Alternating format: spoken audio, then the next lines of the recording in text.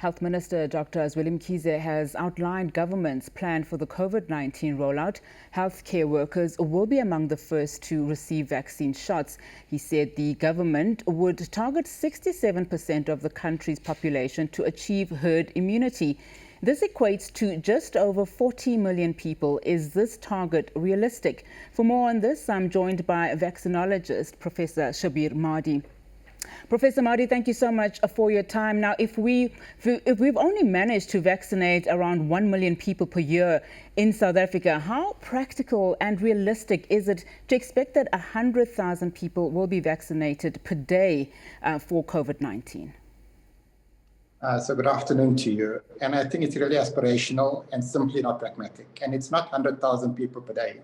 If we were fortunate enough even to get vaccine from the 1st of April, it would be 150,000 per day for the first month, working 7 days a week. And after that, it would be 300,000 people per day because people need to get a second dose of vaccine.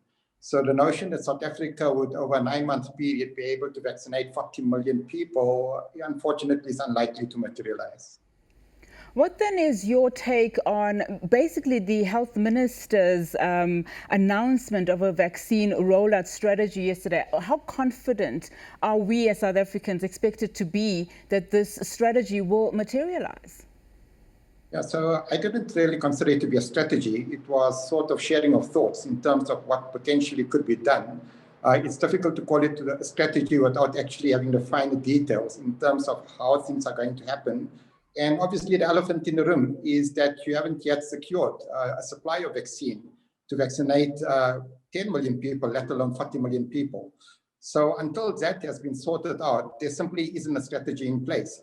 And in terms of the logistics of reaching out to 67% of the population, there's a number of issues in terms of that estimate of 40 million to start off with. Because none of the vaccines currently are actually authorized for use in children under the age of 14, which effectively means that when we're talking of 40 million people needing to be vaccinated, it would be 100% of South African adults that will need to be vaccinated to come to the 67% target of the population.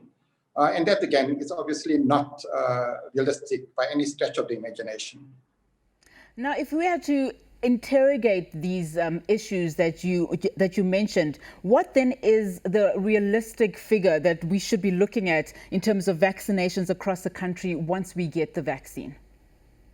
Yeah, so I think South Africa would have done extremely well at this point in time if we were able to get even 1/3 of our population vaccinated by the end of the year. But again, the challenges remain, both in terms of being able to access that quantity of vaccine as well as the logistics that are involved.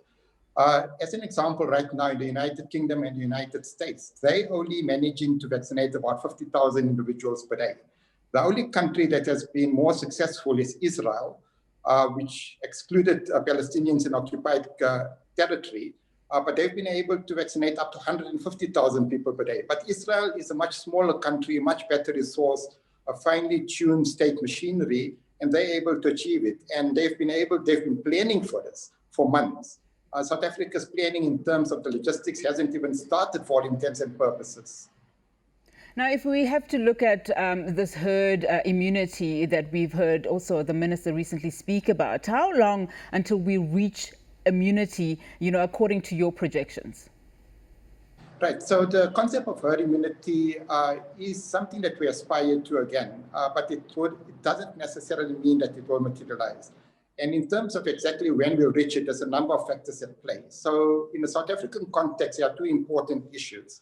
The first issue is whether natural infection actually induces some level of immunity. And there's some evidence which shows that natural infection induces immunity for at least up to 9 months and probably longer. So that's the first part. The second part is that in South Africa, a large percentage of populations in urban areas have probably been infected the first time around, and further number of individuals will be infected this time around. So by the time vaccines become available, in all likelihood, probably 1/3 of South Africans would already have developed immunity through natural infection. If that is the case, and if that immunity is sustainable, then we're probably needing to vaccinate about 1/3 more of the population, between 35 and 40%, to reach that threshold where roughly about 2/3 of the population have got some sort of immunity against COVID-19. And based on our calculations and understanding of the virus, that is sort of the threshold you're wanting to target before this concept of herd immunity evolves. That does not mean that the virus goes away. The virus still continues transmitting, but you don't have the type of resurgences that we're currently experiencing.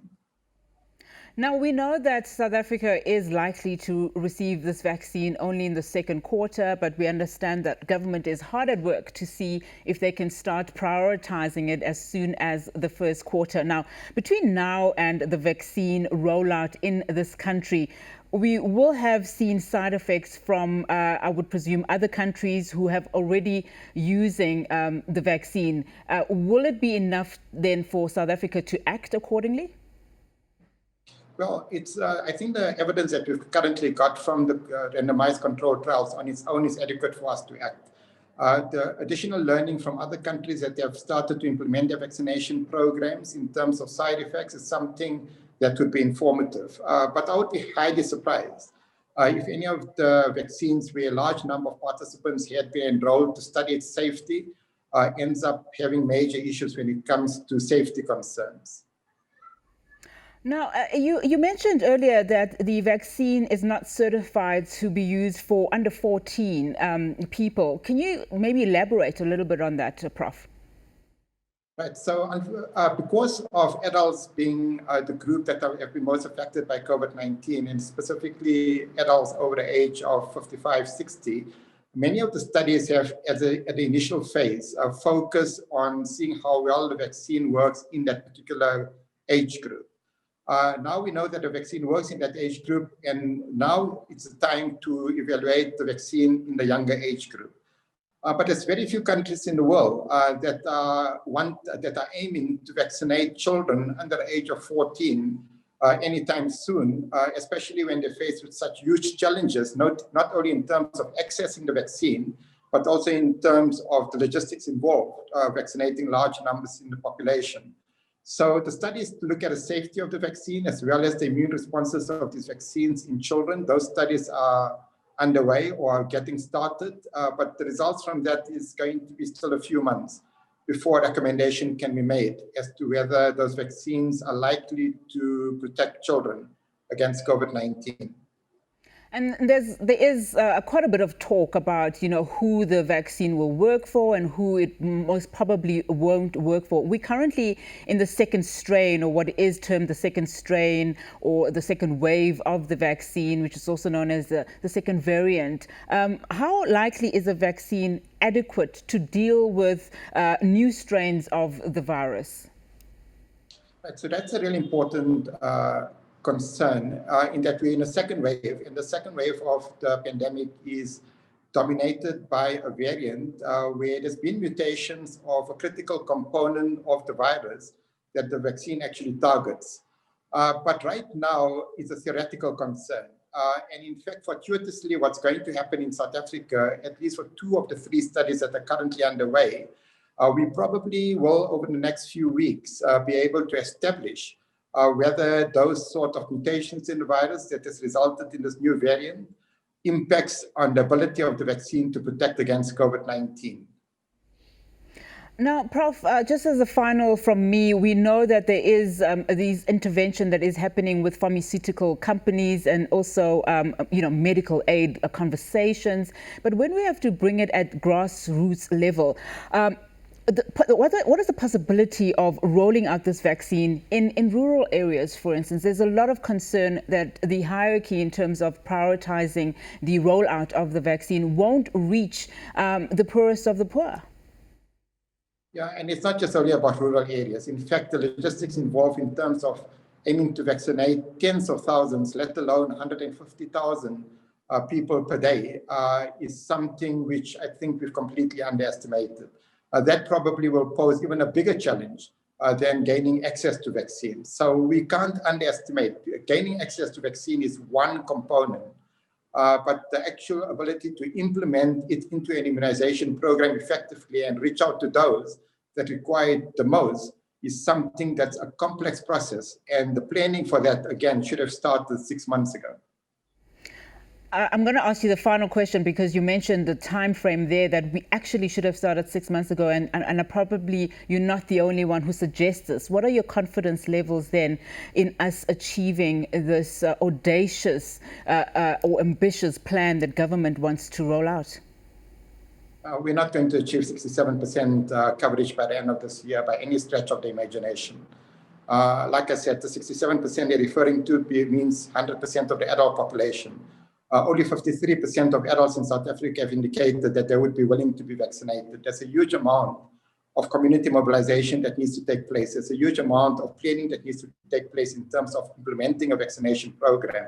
And then, last but not least, we need to figure out how to actually get these vaccines, much of which is already bespoken for by other countries that were much more proactive in terms of engaging with bilateral agreements with the companies that are producing these vaccines. All right, sobering thoughts indeed. Dr. Mahdi, thank you.